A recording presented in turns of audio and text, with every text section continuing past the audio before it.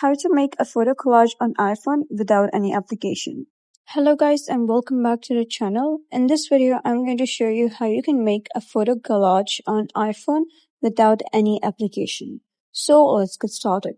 First of all, you're going to head over to App Library and search for Shortcuts application. This is a built-in application of iPhone. So simply click on Shortcuts. Once you do so, you'll be redirected to the shortcuts. So you're going to click on Gallery over here at the bottom right. Once you do so, you're going to go to the search bar and type in photo. Press search and just wait for the results to get loaded.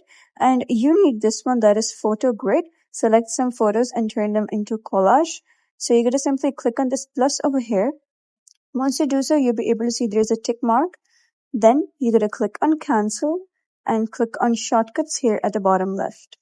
Once you do so, you'll be able to see the photo grid action appear over here.